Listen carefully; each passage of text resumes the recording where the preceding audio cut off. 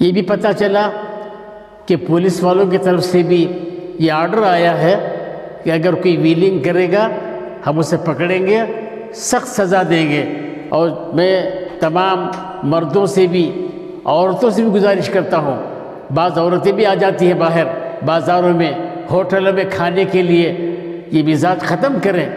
हम अल्लाह की तरफ मुतवज्जो हो जाएंगे तो इंशाअल्लाह बहुत फ़ायदा होगा। और इस रात में फ़ैसले जो होने वाले हैं उन फ़ैसलों में हम अल्लाह से मांग लें कि अल्लाह आइंदा जो फ़ैसला होने वाला है उन फ़ैसलों में हालात दुरुस्त हो जाए, हर कच्चे पक्के घर में दीन दाखिल हो जाए। बिस्मिल्लाहिर्रहमानिर्रहीम। जुमेरात के गुज़रने के बाद जो रात आती है शब बारात कहलाती है। इस शब बारात में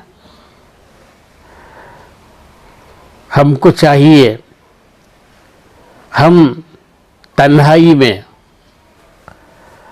अल्लाह के पास गिड़गिड़ाना, माफ़ी मांगना,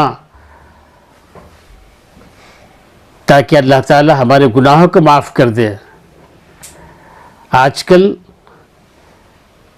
गुनाहों की आग भड़क रही है, कोई बच नहीं सकता, कोई बचा नहीं सकता।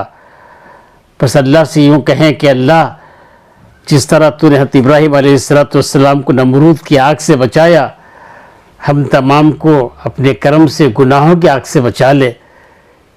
इस तरह दुआ मांगना है। शब बारात बाहर घूमने की रात नहीं है, मस्जिदों में जमा हो जाना। ये रात आई है इसके लिए ताकि हम अल्लाह के पास तन्हाई में, याद रखो, रजुलुन ज़करुल्लाह खालियन फफ़ाज़त ऐना। 7 किस्म के लोग वो हैं जिनको अल्लाह ताला अर्श के साए में जगह अता फरमाएगा, जबकि अल्लाह के साए के अलावा कोई और साया नहीं होगा। उसमें ये किस्म वो भी है, ये किस्म वो भी है कि वो शख्स जो तन्हाई में अल्लाह को याद करे और उसकी आंखों से आंसू टपक जाए। तो तन्हाई में याद करना है शब बारात में। इसमें हलवे पकाना, मुरग़्ग़ल ग़िज़ाएँ खाना, गुस्ल करना, नए कपड़े पहनना, ये सब बिल्कुल नहीं है। ये सब ईजाद कर रहा है, ऐसे लोग शुरू कर दिए हैं। तो इसलिए मैं ख़ास तौर से नौजवानों से गुजारिश करता हूँ कि नौजवानों, जवानी अल्लाह दिया है। हालांकि जवानी के बारे में क्या कहा, जवानी दीवानी, जवानी दीवानी। तो जवानी में दीवाने काम नहीं करना है कि ये कि गाड़ी में 3 नौजवान बैठ गए और फिर व्हीलिंग कर रहे हैं, सबको तकलीफ़ दे रहे हैं। हमको तो अल्लाह ताला ने राहत पहुंचाने के लिए पैदा किया है।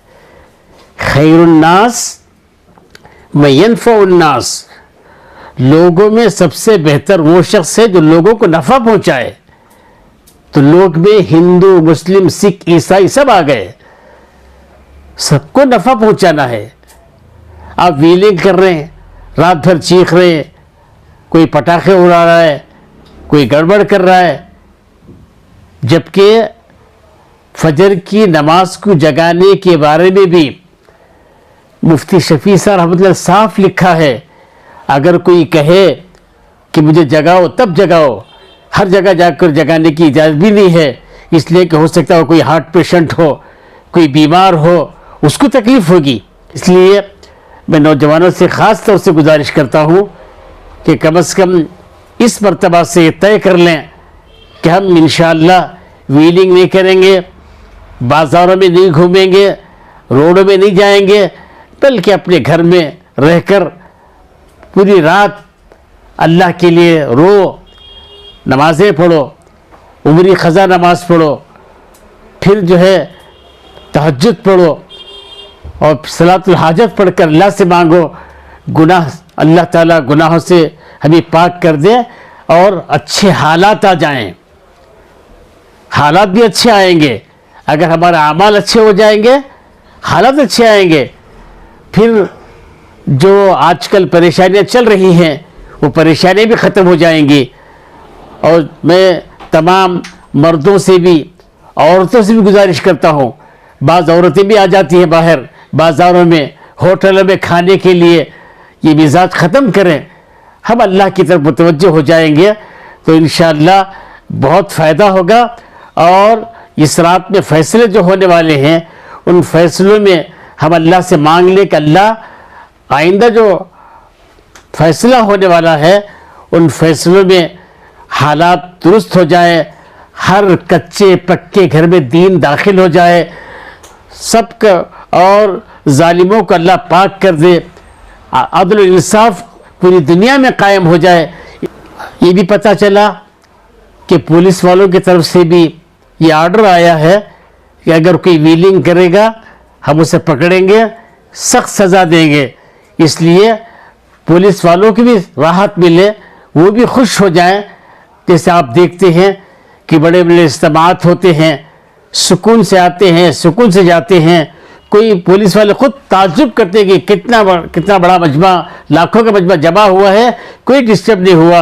अभी भी हमारे मुस्लिम पसंद का इजलास हुआ था 24 नवंबर को, तो पूरी पुलिस के डिपार्टमेंट के हम लोग गए थे कमिश्नर के पास, तो कमिश्नर खुद कहने लगा हम परेशान थे कि क्या कैसा होगा, लेकिन आपका मजमा बिल्कुल सुकून से आया, सुकून से गया।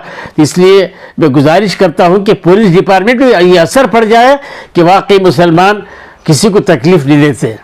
इसके लिए हम दुआएं भी करेंगे तो फ़ायदा होगा। बस अल्लाह से दुआ कर अल्लाह ताला जो कुछ कहा गया, सुना गया, कहने वाले को, सुनने वालों को, सबको अमल की तौफीक अता फरमाए। व आखिर दावाना अल्हम्दुलिल्लाहि रब्बिल आलमीन।